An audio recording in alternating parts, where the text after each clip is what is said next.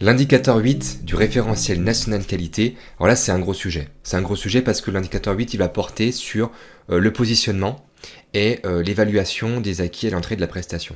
Donc c'est quelque chose qui est très important en tant que formateur, en tant que prestataire d'action qui concourt au développement des compétences, parce que c'est des éléments qui vont finalement aider à avoir la meilleure prestation possible pour le bénéficiaire.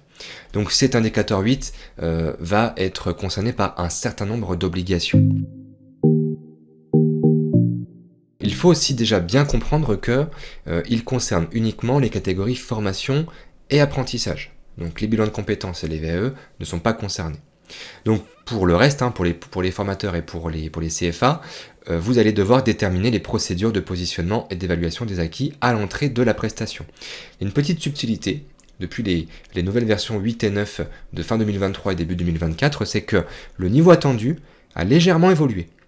On parlait avant de démontrer de la mise en œuvre de ces procédures, on parle maintenant de démontrer l'existence de ces procédures, à la fois de positionnement et d'évaluation des acquis. On reviendra tout à l'heure sur ce point, ce sera important, ce sera intéressant de voir comment ça a été traduit sur Apollo, sur la grille d'audit. Une obligation spécifique pour les formations certifiantes, on y reviendra également, c'est de vérifier que les prérequis sont cohérents par rapport à ceux de la fiche RS ou de la fiche RNCP. Mais surtout, et là on va se positionner sur le volet de gauche de cet indicateur, c'est que 1. Dans le cas où le prestataire n'est pas responsable de la détermination des conditions d'accès et des procédures de positionnement, il démontre qu'il les applique. Donc souvenez-vous, je vous renvoie à l'indicateur numéro 4.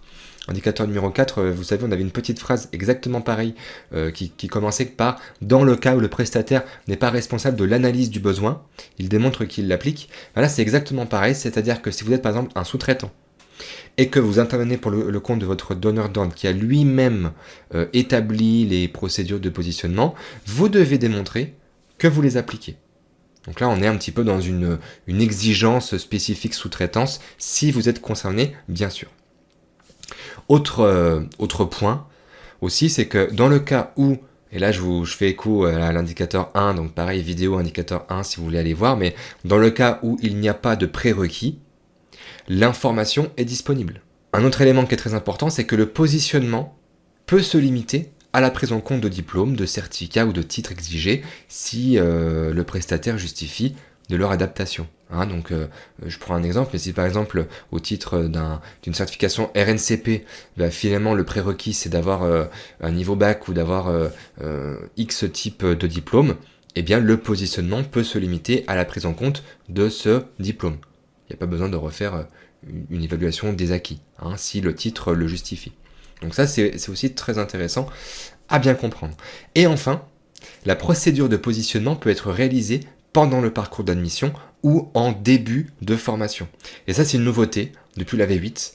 C'était assez délicat avant pour réaliser l'audit de cet indicateur parce que finalement, il n'y avait pas cette notion de savoir est-ce que le positionnement devait obligatoirement se faire avant la formation ou bien il pouvait aussi se faire en début de formation. Et donc là, c'est très clair, la procédure de positionnement peut être réalisée en début de formation, ce qui est plutôt une bonne nouvelle, notamment pour les formations très courtes qui nécessitent parfois de devoir faire un positionnement en début de formation. Au sujet bien sûr donc de la grille d'audit, on va avoir tout simplement 3 points. Un premier point où on va vérifier si les procédures de positionnement et d'évaluation sont mises en œuvre et si les procédures de positionnement et d'évaluation sont adaptées au public et aux modalités de formation. Et enfin, une nouveauté aussi par rapport à la V8, c'est qu'on va vérifier pour les formations certifiantes uniquement si les prérequis sont cohérents avec ceux de la certification inscrite au RNCP ou au RS. Nous avons terminé avec cet indicateur 8 le critère 2 de conception d'ingénierie pédagogique au sens large.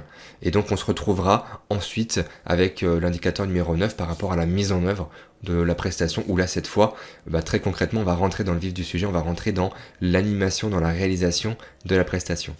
Merci.